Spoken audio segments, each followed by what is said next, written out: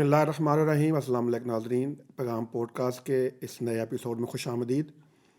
آج کی اس pod cost میں ہم نے ایک نوجوان داعی کو اور ایک نوجوان اسکالر کو دعوت دی ہے کہ جو اس وقت لاہور کے ایک بڑے معروف ادارے کے اندر الہدیٰ فار مین کے اندر جو ہے وہ ایک داعی کی حیثیت سے، ایک استاد کی حیثیت سے اور ایک مربی کی حیثیت سے کام کر رہے ہیں۔ سب سے خوبصورت بات یہ ہے کہ ایک نوجوان اس عمر میں، ایک چھوٹی عمر میں اللہ تعالیٰ نے اس کو یہ توفیق بخشی اور اس کو یہ استطاعت دی کہ وہ اللہ کے دین کو خود بھی سیکھے اور اپنے جیسے جو اس کے ساتھی نوجوان ہیں ان کو بھی اللہ کے دین کی طرف دعوت دے۔ اور میں تو جب بھی ایسے نوجوانوں کو دیکھتا ہوں تو میرے دل میں وہ حدیث مبارکہ کا تصور آتا ہے جس کے اندر یہ فرمایا گیا کہ قیامت کے دن اللہ کے حضور انسان 5 سوالوں کا جواب دیے بغیر ہٹ نہیں سکے گا۔ ان میں سے ایک سوال جو ہے وہ یہ بھی ہوگا کہ تم نے اپنی جوانی کہاں گزاری۔ جب ایسے ہم خوبصورت نوجوانوں کو اللہ کے دین کے لیے دوڑ دھوپ کرتے ہوئے دیکھتے ہیں اور بھاگ دوڑ کرتے ہوئے دیکھتے ہیں تو ان کے حوالے سے ہمیں رشک بھی آتا ہے اور دل سے دعا بھی نکلتی ہے کہ اللہ تعالیٰ ان کو جو ہے وہ اپنے دین کے لیے قبول فرمائے، ان کی جو مساعی ہیں اور جو کوششیں ہیں ان کو جو ہے وہ اپنی بارگاہ میں شرف قبولیت عطا فرمائے۔ ہماری آج کی مہمان شخصیت ہیں جریر حسین۔ یہ لاہور میں الہدیٰ فار مین کے ساتھ منسلک ہیں، ان کے استاد ہیں، وہاں پڑھاتے ہیں، اور الہدیٰ کا جو ادارہ ہے یہ فار مین یا آپ کے مردوں کے لیے، اس کے یہاں لاہور میں کوآرڈینیٹر بھی ہیں۔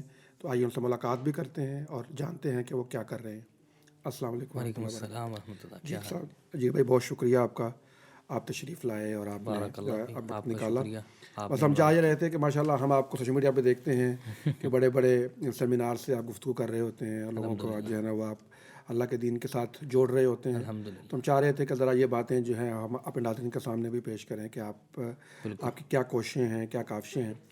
سچ بھائی یہ فرمائیے کہ جو آپ کا تعلیمی سلسلہ ہے یہ دین کو سمجھنے کا، پڑھنے کا، جاننے کا، اس کا آغاز کیسے ہوا؟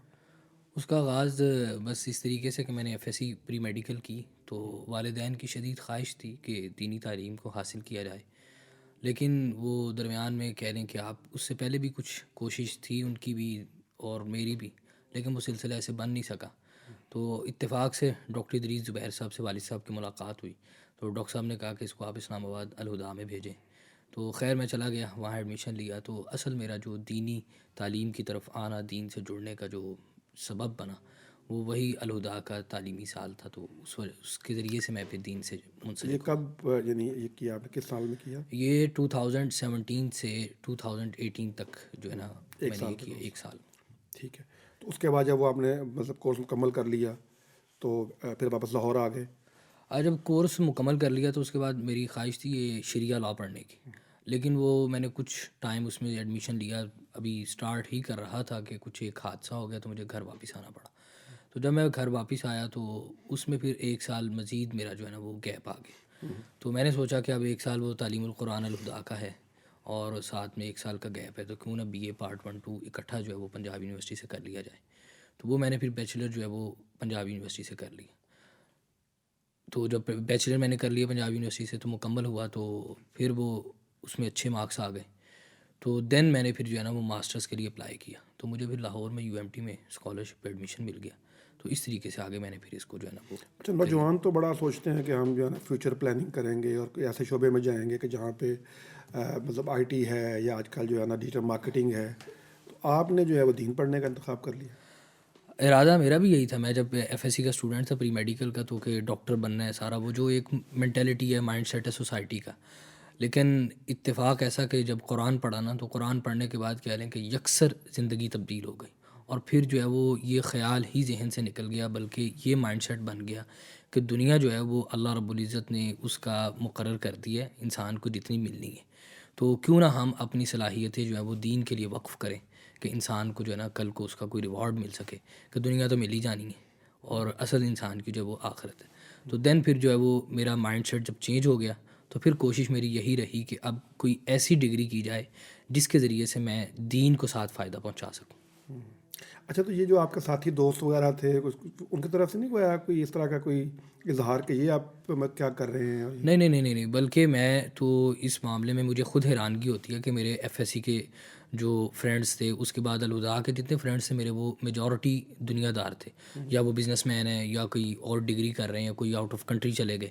تو وہ سب کے سب ہمیشہ جو ہے نا مجھے وہ اپریشیٹ کرتے رہے اور یہ کہتے تھے، اظہار کرتے تھے اس چیز کا کہ یار تم خوش قسمت ہو کہ تم دین کے لیے تم نے اپنا وقت نکالا ہے، دین کو وقت دے رہے ہو اور دین کے ساتھ تم منسلک ہو. اچھا، یہ جو الہدا کے ساتھ آپ منسلک رہے، جیسے آپ فرما بھی رہے ہیں کہ آپ نے وہ کیا، تو وہ کیسا ایکسپیرینس تھا اور کیسا جو ہے نا وہ آپ نے پایا اس کو؟ الوداع کے ساتھ ایک ایسا ایکسپیرینس ہے میرا الحمدللہ کہ اس سے صرف میرا جو ہے یہ مائنڈ سیٹ ہی نہیں چینج ہوا، بلکہ میرے اپنے اندر بہت زیادہ جو ہے وہ تبدیلی آئی. مزاج میں سختی تھی، وہ سختی ختم ہو گئی. ٹھیک ہے، نرمی آ گئی مزاج کے اندر، برداشت نہیں تھی میرے اندر، وہ برداشت آ گئی الوداع پڑھنے کے بعد. ٹھیک ہے، پھر اس کے ساتھ میں مزید جو ہے یہ کہ قرآن کے ساتھ جڑ گیا اور دیندار لوگوں کے ساتھ جو ہے وہ میرا جو ہے منسلک ہو گیا میں. اس طریقے سے کافی زیادہ جو ہے وہ میرے اندر جو ہے نا چینج کہہ لیں کہ علمی حوالے سے بھی، دینی حوالے سے بھی اور پرسنل حوالے سے بھی اور اخلاقی حوالے سے بھی میرے اندر بہت زیادہ جو ہے نا وہ میں نے الحمدللہ چینج فیل کیا. اچھا، ویسے یہ ہوتا ہے کہ ہمارے معاشرے میں جو اوور آل ہم دیکھتے ہیں نا، یعنی یونیورسٹیز کے اندر، کالجز کے اندر جو نوجوان ہیں ہمارے، وہ دین کی طرف قریب نہیں ہوتے ہیں. ظاہر بات ہے، وہ ایک ماحول ایسا ہے نا کہ آپ جب وہاں پہ جاتے ہیں تو اس انوائرمنٹ کی وجہ سے جو ہے نا وہ دین کو پڑھنا، دین کو سمجھنا اس طریقے سے نہیں ہوتا. تو آپ کیا سمجھو کہ آپ نے بھی ایک سفر طے کیا ہے اور جی آپ جی. ایک پروسیس سے گزر کے آئے ہیں، تو آپ کیا سمجھتے ہیں کہ یہ کس طرح ممکن ہے کہ اس یوتھ کو اور ان نوجوانوں کو جو ہے دین کے ساتھ جوڑا جائے؟ اس میں سب سے پہلے نمبر تو یہ ہے کہ ہمیں جو ہے وہ ایک نوجوان کی اپروچ کو سمجھنا ہے. ٹھیک ہے نا، کہ اس کا مزاج کیسا ہے، اس کی نفسیات کیسے ہیں، اور اس طریقے سے ہم اس کو ایڈریس کریں. ٹھیک ہے. دوسرے نمبر پہ ہمارا جو موقف ہے نا، اس موقف کو بیان کرنے کے اندر تو کسی قسم کی کوئی نرمی نہیں ہونی چاہیے، لیکن اس موقف کو پریزنٹ کرنے کا جو انداز ہے وہ بڑا ہمارا اچھا اور نرم ہونا چاہیے، جیسا کہ پروفٹ صلی اللہ علیہ وسلم کی سیرت سے ہمیں اس چیز کا سبق ملتا ہے. اللہ کے نبی صلی اللہ علیہ وسلم کی آپ احادیث مبارکہ اٹھا کر دیکھیں تو کتنی روایات ہمیں ایسی ملتی ہیں کہ جس میں آپ صلی اللہ علیہ وسلم جو ہے وہ نوجوانوں کے ساتھ جو نان مسلم بھی تھے کس طریقے سے آپ نے ان کے ساتھ ٹریٹ کیا. تو وہی طریقہ کار ہے کہ اگر ہم اس طریقے سے نوجوانوں کو ایڈریس کریں، ان کی نفسیات کو، مزاج کو سمجھ کر ایک اچھے اور مثبت طریقے سے، تو میرا خیال ہے کہ نوجوانوں میں بہت زیادہ خیر ہے. اچھا، آپ بھی ماشاءاللہ ایک دائی ہیں اور ظاہر بات ہے آپ دعوت کے کام سے منسلک ہیں، اور یقیناً یہ بڑا ایک جہاں مبارک کام ہے وہاں مشکل کام بھی ہے جی کہ لوگوں کو دین کے بالکل. ساتھ جوڑنا. جب آپ بات کرتے ہیں ظاہر بات ہر قسم کا رویہ سامنا کرنا پڑتا ہے. تو آپ کیا سمجھتے ہیں کہ آج کے نوجوان کو علماء کے ساتھ جوڑنے یا اہل علم کے ساتھ جوڑنے کے لیے ہمیں کیا کرنا چاہیے؟ اس میں سب سے پہلے نمبر پہ تو یہ چیز ہے نا کہ نوجوان کو جوڑنے کے لیے علماء سے اس چیز کو سمجھنا ضروری ہے کہ نوجوان کا مزاج کیا ہے، اس کی نفسیات کیا ہے، اور وہ کن ٹرمز سے آشنا ہے اور کس وہ کہہ لیں کہ بھئی سوسائٹی کا بندہ ہے. تو جب یہ اس بات کی سمجھ آ جائے تو پھر بندہ اس کے مطابق اس کے ساتھ ٹریٹ کرے، تو میرا خیال ہے کہ پھر بعید نہیں ہے کہ نوجوان جو ہے وہ علماء کے ساتھ اٹیچ نہ ہو. جب آپ انٹریکٹ کرتے ہیں نوجوانوں کے ساتھ تو آپ کو کیا مشکلات فیس کرنا پڑتی ہیں؟ مشکلات اس میں ایک تو یہ ہے کہ سوشل میڈیا کا دور ہے اور گلیمر، اور سب سے زیادہ جو ہے نا زرق برق، نوجوان اس کے پیچھے بھاگ رہے ہیں آج کل. تو ان کو ہوتا ہے کہ ہم جو ہے نا لمحے کے اندر جو ہے وہ ہم سٹار بن جائیں، ٹھیک ہے، ہمارا کریئر بن جائے اور ہم ایک سکسیسفل پرسن بن جائیں. تو اس میں یہ ہے کہ پھر نوجوانوں کو قرآن مجید یا دین کی جو تعلیم ہے نا اس کے ساتھ منسلک رکھنے کے لیے بہت زیادہ صبر کی اور برداشت کی ضرورت ہے، ہمت کی. اللہ رب العزت نے قرآن مجید میں مختلف مقامات پہ اس کا ذکر بھی کیا. تو اس کے لیے ٹھہراؤ، کنسسٹنسی، کہ انسان رک کر ٹھہر کر مستقل جو ہے وہ یہ کام کرے. تو جب وہ دین پڑھنے لگتے ہیں نا تو اس کے فوری نتائج نظر نہیں آتے، تو وہ سم ٹائم جو ہے نا وہ اس سے پھر فیڈ اپ ہو جاتے ہیں کہ یار یہ کیا، ہم یہ کیا کام کر رہے ہیں. تو اس طرح کی کافی مسائل جو ہے وہ ان کا سامنا کرنا پڑتا ہے. لیکن یہ ہے کہ بار بار ان کی کاؤنسلنگ کی جائے، ان کو مختلف طریقوں سے جوڑا جائے. تو الحمدللہ یہ ہے کہ ناکام نہیں ہے، مشکلات کے بعد کسی نہ کسی نتیجے پہ ہم اچھے مثبت نتیجے پہ الحمدللہ پہنچ جاتے ہیں. الہدا جو ہے وہ جو لاہور میں سیٹ اپ آپ نے ڈیولپ کیا ہے، تو اس کے اندر کیا کیا پروگرامز ہیں جو آپ ان کے لیے آفر کرتے ہیں نوجوانوں کے لیے؟ لاہور میں تو اس وقت ہمارے 2 پروگرام چل رہے ہیں. ایک صوت القرآن کورس ہے جو ہم نے دھرم پورہ میں اسٹارٹ کیا ہے، اور یہ ویکنڈ کورس ہے، ایوننگ میں 5:30 سے 9:30 تک اس کی کلاس ہوتی ہے، اور سیٹرڈے سنڈے 2 دن. اور اسی طریقے سے ہماری جو نواب ٹاؤن برانچ ہے وہاں پہ ہم نے tune up with Quran course start کیا ہے کہ اونلی سنڈے کورس ہے، کہ جو لوگ ویسے ویکینڈ ان کا فری ہوتا ہے، ویسے پورا ویک جو مصروف ہوتے ہیں تو وہ ویکینڈ پہ ہمارا کورس جوائن کر سکے. اس کی ٹائمنگ صبح 10 سے لے کر 1 بجے تک ہے. تو فی الحال یہ 2 کورس چل رہے ہیں. ویسے چھٹیوں کے اندر ہم سمر کورس کرواتے ہیں. تو یہ ایکٹیویٹیز ہماری. کتنے لوگ ہیں اس وقت آپ کے پاس ٹیم میں کہ جو پڑھا رہے ہوتے ہیں ان کو؟ اس وقت ہمارے پاس 4 لوگ ہیں، جو ہم چاروں الحمدللہ اسلام آباد الہدا سے گریجویٹ ہیں، تو وہ الحمدللہ پڑھا رہے ہیں. تو اور آپ کا اسٹوڈنٹس کتنے ہیں جن کو آپ یہ پڑھاتے ہیں؟ اسٹوڈنٹ ہمارے پاس مختلف ہیں، وہ شفل ہوتے رہتے ہیں، کبھی بڑھ جاتے ہیں کبھی کم ہو جاتے ہیں.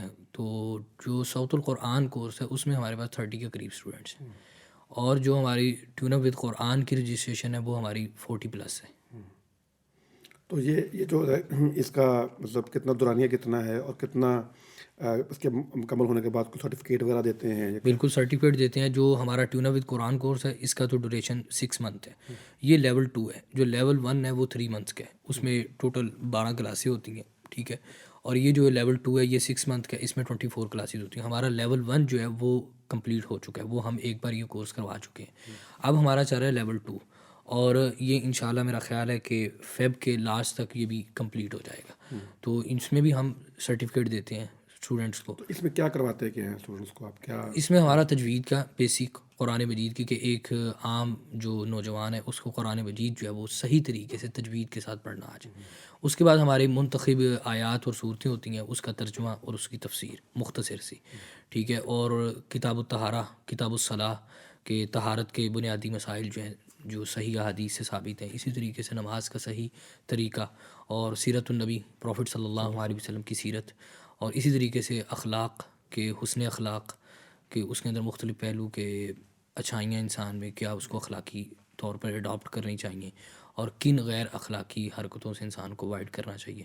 تو اس طرح کر کے ہمارا یہ سلیبس ہے. اچھا، تو اس میں یہ تو ہو گیا پڑھانے کا، یعنی نالج شیئر کرنے کا.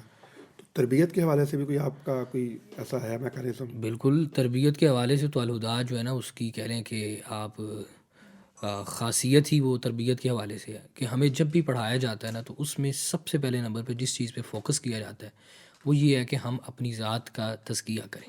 جتنا پڑھ لیا ہم نے اس کے اوپر عمل کریں. اور اس کے لیے بچوں کے ذہن کے اندر ہم یہ بات ڈالتے ہیں کہ یہ سارے کام آپ نے ٹیچر سے ڈر کے نہیں کرنے، اپنے والدین سے ڈر کے نہیں کرنے، سوسائٹی کے پریشر میں آگے نہیں کرنے، بلکہ آپ کے اوپر اصل چیکر اللہ رب العزت کی ذات ہے جو ہر وقت آپ کو دیکھ رہا ہے، وہ آپ کو چیک کر رہا ہے. اور جب یہ چیز ہم بچوں کے اندر انجیکٹ کرتے ہیں تو اس میں بڑی تبدیلی آتی ہے. ہمارے بچوں کا جو پیپر ہوتا ہے ہم بچوں کو یہ اس میں باقاعدہ کہتے ہیں کہ یہ پیپر آپ نے کسی دوسرے کو دکھانا نہیں ہے، اور ساتھ ہم کہتے ہیں کہ آپ کا ٹیچر یہاں پہ موجود ہو یا نہ ہو یہ آپ کی امانت ہے، اور اللہ رب العزت آپ کو جو ہے وہ چیک کر رہے ہیں، وہ دیکھ رہے ہیں. تو الحمدللہ ہم نہ بھی ہوں تو بچے یہ اس کا ایسا اثر ہے، بچے جو ہیں وہ حکم عدولی نہیں کرتے، یعنی کہ ایک دوسرے کو دیکھنا نقل مارنا یہ کام نہیں کرتے. اچھا، بچوں سے کیا مراد ہے جب آپ کہتے ہیں بچے؟ تو رہتا ہے کہ وہاں چھوٹے چھوٹے بچے ہوتے ہیں. بس وہ یہ کہہ لیں کہ میری طرح ہی ہیں، تو بس ہمارے لیے تو پھر بچے جو ہم ان کو بھائیوں والا سلسلہ اس طریقے سے پڑھا رہے ہوتے ہیں. تو دوسرا وہ یہ ہے کہ لوگ بھی جب وہ بات کرتے ہیں تو اس میں بچے. میں جب الہدا اسلام آباد میں پڑھتا تھا نا تو ہمارے ہوتے ہوئے وہاں پہ انہوں نے نا سیلف سروس کیفیٹیریا بنایا تھا، اور وہاں پر کوئی آدمی نہیں کھڑا ہوتا تھا، سامان پڑا ہے، چیزیں پڑی ہیں، باکس رکھا ہوتا تھا انہوں نے کہ اس میں آپ چیز اٹھائیں اور اس میں آپ پیسے جو ہیں وہ ڈال دیں. اور اس باکس کے اوپر لکھا ہوتا تھا اتق اللہ حیثما کنت، جہاں کہیں بھی ہو اللہ سے ڈرتے رہنا. تو ہمارے جو وہاں پر ہیڈ تھے نا انہوں نے یہ سیلف سروس کیفیٹیریا بنایا تھا، اور انہوں نے کہا تھا کہ بچے چیز اٹھا کر لے جائیں، وہ اس باکس میں پیسے نہ بھی ڈالیں، لیکن یہ میں کینٹین جو ہے یہ ختم نہیں کروں گا، اس لیے کہ جب وہ چیز اٹھاتا ہے نا تو یہ جو حدیث کا ٹکڑا ہم نے لکھ کر لگایا ہے غیر ارادی طور پر ایک لمحے کے لیے اس کے اندر یہ احساس پیدا ہوتا ہے کہ میرا رب مجھے دیکھ رہا ہے. اور کہتے بس یہ احساس اس میں پیدا ہو گیا، اس کے بعد وہ جو مرضی کرتا رہے ہمیں اس کی پرواہ نہیں. ہم نے ایک بار کے لیے احساس پیدا کر دیا، اور ایک دن آئے گا کہ یہ احساس اس کی زندگی کا جز بن جائے گا کہ ہم جب یہ چیزیں اس کے اوپر امپلیمنٹ نہیں کریں گے لیکن پھر بھی اس کو کہیں نہ کہیں یہ احساس باقی رہے گا اپنی پریکٹیکل لائف میں کہ میرا رب مجھے دیکھ رہا ہے. یہ فرمائیے کہ الہدا انٹرنیشنل کا عمومی تاثر جو ہمارے معاشرے میں ہے وہ خواتین کا ایک یعنی انسٹیٹیوشن تو تھا کہ وہاں پہ ہماری خواتین یا بچیاں پڑھنے کے لیے جایا کرتی تھیں. یہ جو الہدا فار مین ہے اس کا آئیڈیا کیا تھا اور اس کو جو ہے وہ کس طرح سے اوریجنیٹ کیا گیا؟ ہمارے استاد ڈاکٹر ادریس زبیر صاحب جو الہدا کے ڈائریکٹر بھی ہیں اور اسی طریقے سے استاذہ ڈاکٹر فرحت ہاشمی صاحبہ کے ہسبینڈ ہیں، وہ ماشاءاللہ پاکستان کے ایک بہت بڑے علمی خانوادے سے ان کا تعلق ہے اور انہوں نے گلاسکو یونیورسٹی اسکاٹ لینڈ سے پی ایچ ڈی بھی کی ہے حدیث سائنسز میں. تو پہلے تو وہ چونکہ الہدا کے بنانے میں اس کی مصروفیات کے اندر ہی مشہور رہے، تو 2013 کے اندر انہوں نے یہ انیشیٹو لیا کہ جہاں پہ اسلام آباد H11 برانچ کے اندر جو ان کا مین ہیڈ کوارٹر ہے، وہاں پر لڑکیوں کا جہاں کورسز ہو رہے ہیں، نیچے جو مسجد ہے اس کا ہال ہے، وہاں پر انہوں نے بوائز کا تعلیم القرآن کے نام سے کورس سٹارٹ کیا. تو وہاں سے اس کا یہ انیشیٹو لیا تو بہت اچھا اس کا فیڈ بیک آیا اور اس وقت الحمدللہ 11واں بیچ چل رہا ہے یہ تعلیم القرآن کورس کا. تو ایک بیچ میں کتنے اسٹوڈنٹ ہوتے ہیں عام طور پر؟ ہمارے ہوتے ہوئے تو یہ میرا خیال ہے 60+ تھے اور اس وقت جو ہے وہ اسٹرینتھ 150+ ہے یعنی ایک کورس کے اندر یا ایک کورس کے اندر. ایک سالہ کورس کے اندر جو؟ جی بالکل. صحیح. یہ فرمائیے کہ یہاں پہ کوئی آپ کے اگلے فیوچر پلانس کیا ہیں کہ اب اس کے علاوہ جو آپ نے بتایا 2 کورسز کہ صوت القرآن اور ٹیون اپ ود قرآن کے علاوہ اور کیا پروجیکٹس ہیں جن کو آپ فیوچر میں جو ہے نا وہ لے کے آنا چاہ رہے ہیں؟ فیوچر میں انشاءاللہ ارادہ تو ہے. ڈاکٹر صاحب بھی مجھ سے اب کی بار جب پاکستان تشریف لائے تو بات ہوئی تو وہ ذکر کر رہے تھے کہ لاہور کے اندر باقاعدہ پراپر ہمارا کوئی سیٹ اپ بنے کہ ابھی تو ہمارے ویکنڈ کورسز ہیں نا جو ہم فل ٹائم ورکنگ ڈیز کے اندر بھی لانچ کر سکیں کہ وہ نوجوان جو اپنا مکمل ٹائم اس کے لیے دین کے لیے وقف کرنا چاہتے ہیں تو ان کے لیے اس طرح کے کورسز جو یہاں پہ سٹارٹ کیے جائیں تو انشاءاللہ اس کے لیے ہم ورکنگ کر رہے ہیں. اچھا یہ بتائیے کہ لبرل جو سیکولر طبقہ جو ہمارا ہے، ظاہر بات ہے وہ ہمارے دینی طبقے کے حوالے سے بہت سارے اشکالات بھی پیدا کرتا ہے اور بہت ساری مشکلات بھی پیدا کرتا ہے اور بہت ساری تنقید بھی کرتا ہے. اس کو آپ کس طرح سے دیکھتے ہیں اور اس کا آپ کیا حل ہے ہمارے پاس؟ اس میں میرا جو ماننا ہے یا میرا کہنے کہ یونیورسٹی کالجز میں پڑھا اور اب فیلڈ کے اندر کام بھی کر رہا ہوں تو جو تجربہ ہے وہ یہی کہتا ہے کہ اس کے اندر ہماری کوتاہی ہے. نمبر 1 کہ ان کے جو اعتراضات ہیں وہ ٹھوس اور ویلڈ نہیں ہیں اور اس کے برعکس جو دین اسلام کے پاس دلائل ہیں وہ جس قدر ٹھوس اور ویلڈ ہیں. ان کے آپ اکثر ویڈیوز دیکھتے ہوں گے کہ جو سیکولر لبرل لوگوں کے ساتھ ڈیبیٹ ہوتی ہے اور ان میں ان کے اعتراضات کس طریقے سے ہوتے ہیں اور اگر کوئی اسٹرانگ نالج والا بندہ اس کو آگے سے جو ہے وہ فیس کرے تو وہ کس طریقے سے اسٹرانگ دلائل کتاب و سنت سے دیتا ہے کہ اس کے دلائل جو ہیں وہ اس کے سامنے نہیں چل پاتے. تو اس میں ایک کوتاہی یہ ہے کہ اگر تو میں علمی طور پہ کمزور ہوں، ٹھیک ہے نا، تو میں کسی سیکولر لبرل کے ساتھ بیٹھ جاؤں اور اس کے اعتراضات کا جواب نہ دے پاؤں تو یہ سمجھو کہ ان کے اعتراضات بڑے اسٹرانگ ہیں. یہ بات درست نہیں ہے. اور دوسری کوتاہی یہ ہے کہ میری عملی کوتاہی کہ میرا کریکٹر لوز ہے، ٹھیک ہے، اور میں لوز کریکٹر کے ساتھ اس کے ساتھ جا کر بیٹھ جاؤں تو وہ اعتراض اس کا یہ ہوتا ہے کہ تم دین کی جو ہے وہ دین کو پریزنٹ کر رہے ہو اور خود تمہارا کرتوت کیا ہے، ٹھیک ہے. تو یہ اب اسلام پر دین پر اعتراض نہیں ہے اور یہ ان کے سیکولرزم اور لبرلزم کے اچھا ہونے کی دلیل نہیں ہے، بلکہ یہ تو ایک انفرادی طور پہ میرے کریکٹر کے لوز ہونے کی وجہ سے یہ چیز ہمیں فیس کرنا پڑ رہی ہے. تو اس کا اصل جو چیز ہے نا وہ یہ ہے کہ میں علمی طور پہ بھی اسٹرانگ ہوں اور اس کے ساتھ ساتھ عملی طور پہ کہ میرا جو کریکٹر ہے کہ آپ دیکھیں نا پروفٹ صلی اللہ علیہ وسلم کو اللہ رب العزت نے پروفیسی 40ویں سال میں جا کے دی اور ان 40 سالوں تک آپ کا ایک کریکٹر بلڈ کیا اور اس کو سوسائٹی کے سامنے پیش کیا کہ آپ کے کردار کے اوپر کوئی انگلی نہ اٹھا سکے. اور اس کے بعد اللہ رب العزت نے ان کو وحی کے ذریعے سے رہنمائی کی اور آپ نے ہر میدان کے اندر ان کو شکست دی. تو میں یہ سمجھتا ہوں کہ اس طبقے کے ساتھ بھی جو ہے نا وہ اصل مسئلہ یہی ہے کہ مجھے اگر فیس کرنا ہے تو میں پہلے تو نمبر پہ اپنے آپ کو علمی طور پہ مضبوط کروں اور اس کے بعد عملی طور پہ اپنے آپ کو ایک واقعتاً پریکٹیکل مسلمان بنا کر اس کے سامنے پیش کروں تو اس کا ایک مثبت نتیجہ نظر آئے گا. اچھا یہ بتائیے کہ ہمارا جو نوجوان ہے آج کل جیسے ابھی ہم بات کر رہے ہیں کہ لادینیت اور سیکولرزم اور ماڈرنزم، جیسے آپ نے ذکر کیا سوشل میڈیا کی وجہ سے بھی بہت سارے مسائل ہیں، تو ان نوجوانوں کو اس سے نکالنے کا کوئی آپ کے ذہن میں کوئی حل ہے کہ اس کو کس طرح سے ان سے نکالیں یا ان جنرل سوسائٹی کے اندر اس کے اندر بہتری کیسے لائی جا سکتی؟ بالکل اس کا حل یہ ہے کہ ایک تو ایسے پروگرام ہمیں بہت زیادہ متعارف کروانے کی ضرورت ہے. دیکھیں جو درس نظامی کا سیٹ اپ ہے نا وہ ہم ہر کسی کو پڑھا نہیں سکتے اور وہ ہر کسی کی ضرورت بھی نہیں ہے. کیوں کہ اللہ رب العزت نے خود قرآن مجید سورہ توبہ کے اندر کہا کہ ایک جو ہے وہ اسپیسیفک گروپ ہو لوگوں کا جو جائے اور دین اسلام کا جو ہے اس کی تفقع اس کو حاصل کرے اور آ کر لوگوں کے اندر اس کو جو ہے وہ بیان کرے، لوگوں کے اندر اس کو پڑھائے. تو اس کے علاوہ جو عام پبلک ہے اس کی ضرورت ہے شارٹ کورسز، ان کو دینی رہنمائی کی جائے، علماء کے ساتھ جوڑا جائے، اور اس طریقے کے جو ہے وہ کورسز متعارف کروائے جائیں کہ وہ تھوڑا تھوڑا ٹائم لگا کر جو ہے وہ اپنے آپ کا تزکیہ کر سکیں، دین کا علم حاصل کر سکیں. تو اس طریقے سے ہم ان کو دین کے ساتھ جوڑ سکتے ہیں. اس کی بہت زیادہ کمی ہے ہماری سوسائٹی کے اندر. اچھا، آپ کی اپنی زندگی میں ماشاء اللہ جب آپ نے دین کی طرف آئے تو کوئی ایسا واقعہ جس کو آپ سمجھتے ہیں کہ یہ میری زندگی کا ٹرننگ پوائنٹ تھا، خاص طور پر جب آپ پڑھ رہے تھے الہدا کے اندر اپنے اوائل عمری کے اندر، جب آپ نے یہ جی سفر جی شروع کیا، ایسا ہوتا کہ یہاں پہ یہ پوائنٹ ہے کہ یار یہاں پہ یہ چیز نے میرے دل پہ بڑا اثر کیا تو میں نے اپنے وہ چینج کر لیا. بالکل. سب سے پہلے نمبر پہ تو قرآن مجید جب پڑھا تو اس سے پہلے یہ تھا کہ اللہ رب العزت کا ایک تعارف تھا، لیکن وہ جو ایک موروثی طور پر ہوتا ہے نا کہ ہم اللہ کو مانتے ہیں، نماز پڑھتے ہیں سارا، لیکن پھر جب قرآن مجید پڑھا اس میں اللہ رب العزت کی اسماء، اس کی صفات، اس کی قدرت کا ذکر، پھر اس کی جانب سے جو بشارت دی گئی ہے، پھر جہنم کا ذکر، اس کے عذاب کا ذکر، پھر سابقہ قوموں کا ذکر، تو یہ سارا مستقل پڑھنا، ٹھیک ہے، دن رات قرآن مجید ہی پڑھنا، چونکہ ہم ہاسٹل میں رہتے تھے. تو اس چیز کا ایک طبیعت کے اوپر اس طرح کا اثر تھا کہ پھر اللہ رب العزت نے دنیا کی جو حقیقت ہے قرآن مجید میں بارہا بیان کی ہے کہ لعب و لہو و زینت و تفاخر، اس طریقے سے مختلف اللہ رب العزت نے اس کے لیے الفاظ بھی استعمال کیے. تو وہ ساری چیزیں دیکھ کر جو ہے نا محسوس ہوا کہ زندگی کتنی کھوکھلی ہے. اور اس سے پہلے جو کچھ میں کرتا آیا ہوں یا میرے ساتھی جو تھے کہہ لو کلاس فیلوز، وہ سارے دنیا کے لیے کتنی بیچارے جو ہے وہ کوشش اور اسٹرگل کرتے ہیں. تو کسی نے میڈیکل کی فیلڈ میں جانا تھا، بیچارہ وہ ایف ایس سی رپیٹ کر رہا ہے.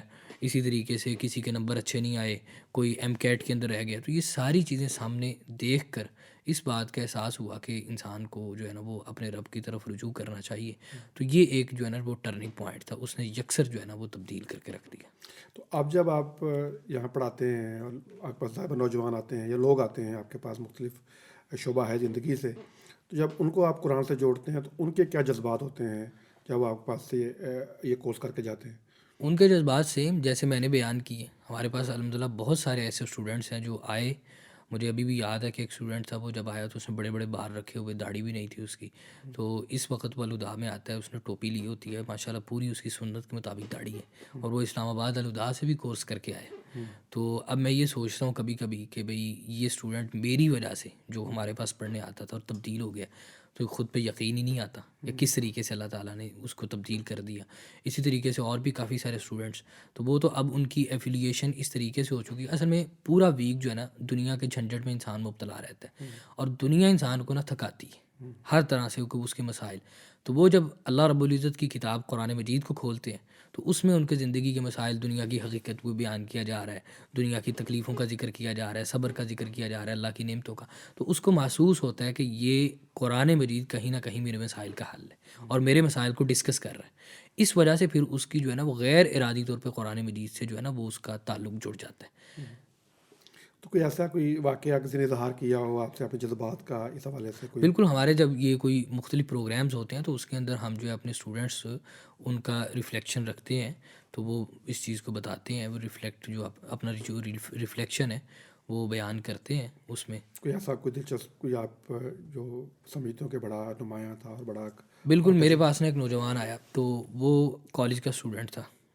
تو وہ نا اتفاق سے اس طریقے سے آیا کہ اس کا دوست جو نا وہ میرا اسٹوڈنٹ تھا.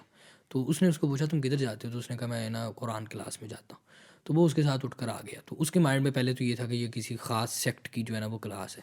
تو جب ادھر گیا تو دیکھا کہ یہ ایسی کوئی بات ہی نہیں کرتے. تو ایک دو کلاسز کے بعد نا ایک دن اعتکاف کی بات ہو رہی تھی، تو میں نے نا کوئی مسئلہ بیان کیا تو وہ نا غصے میں آ گیا.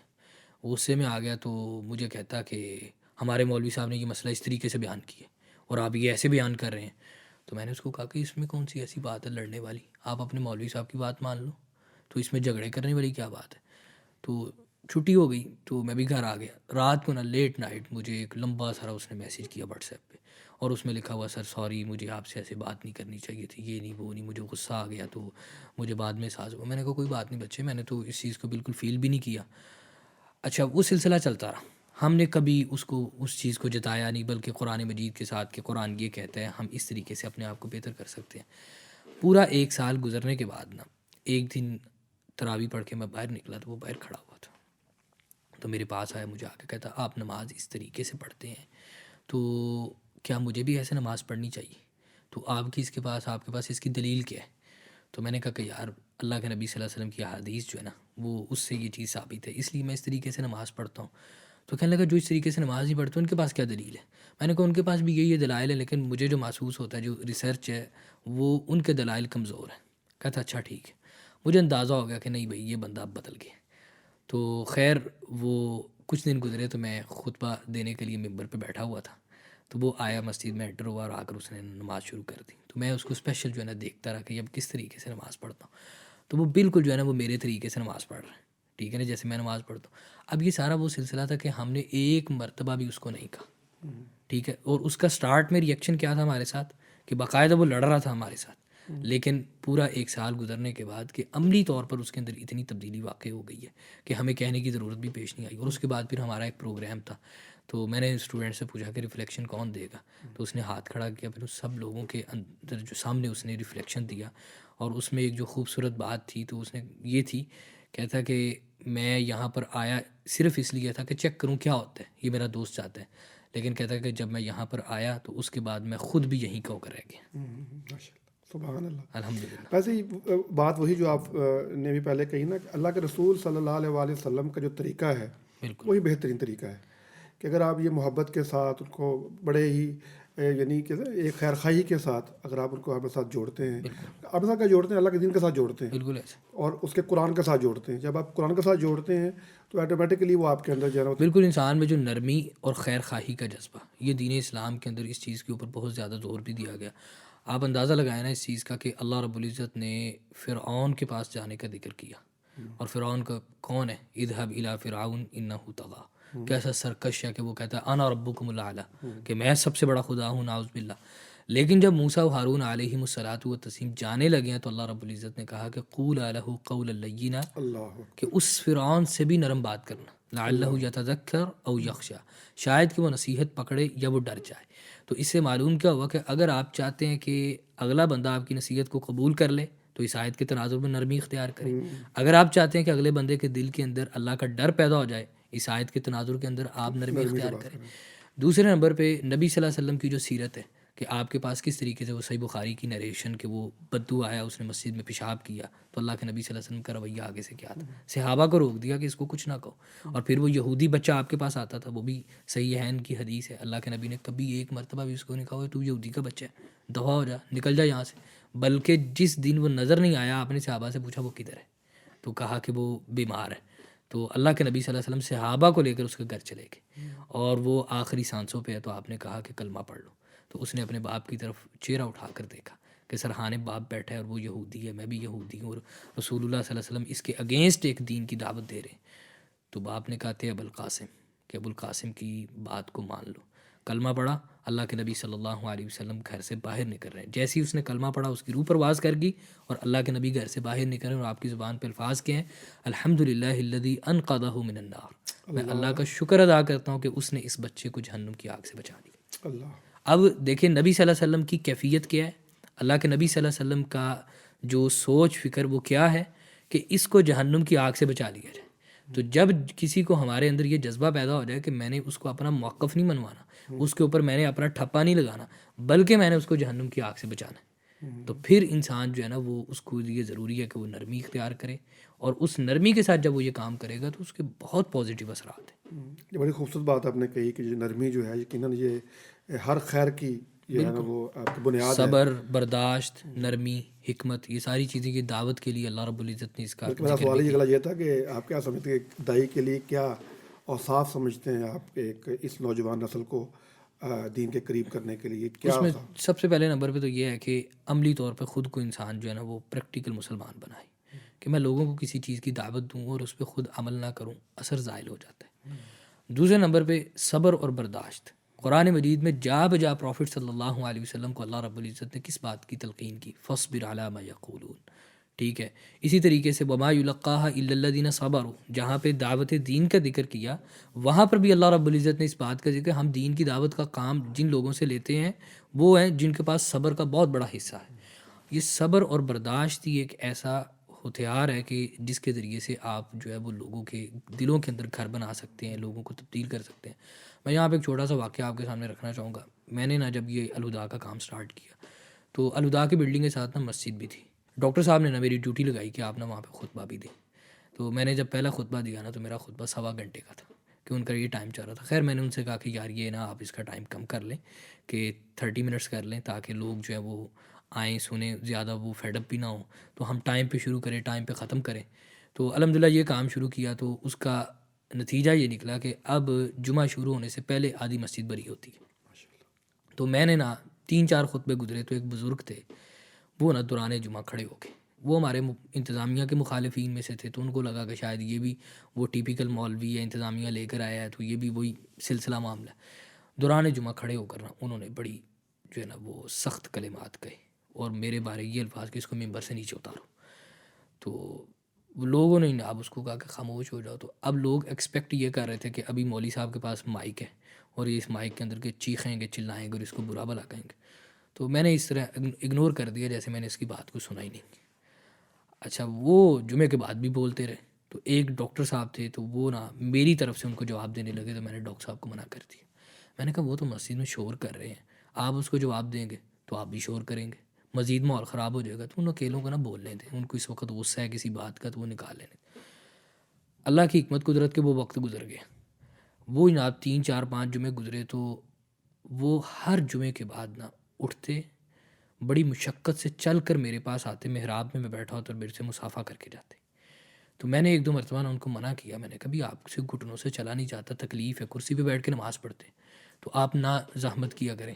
کہتے نہیں نہیں بس میں نے آنا ہے. تو بڑی عقیدت سے نا میرے ساتھ سلام لے کر جاتے.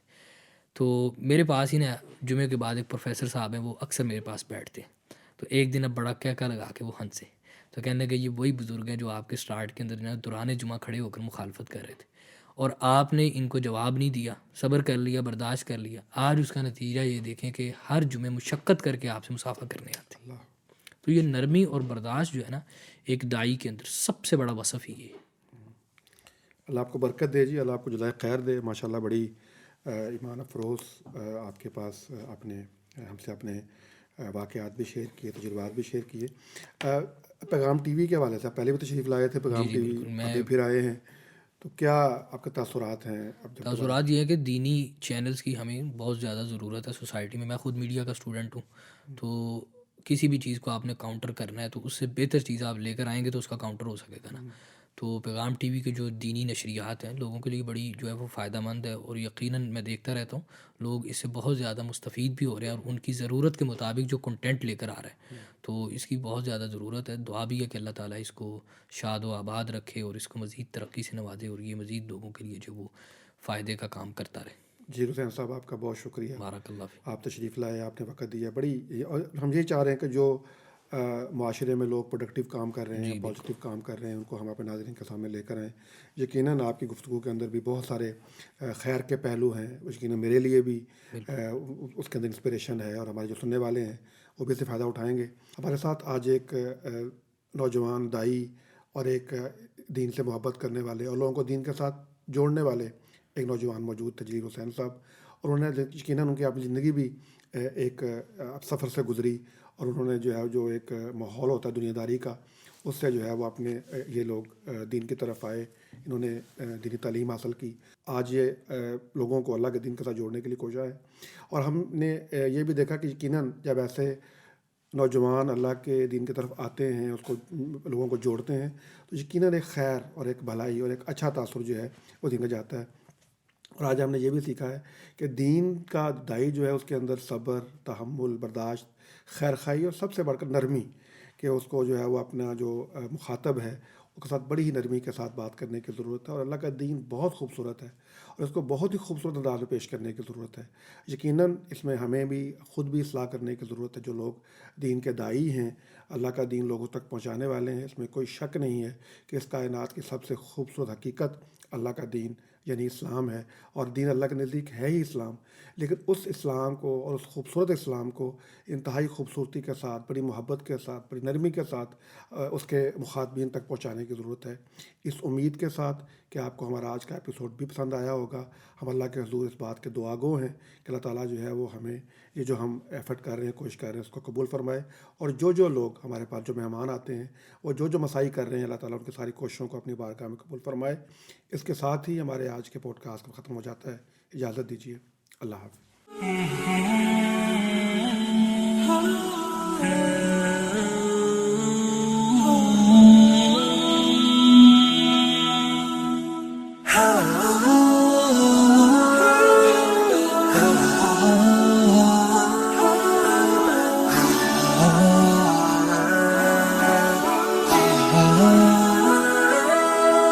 يا ظلام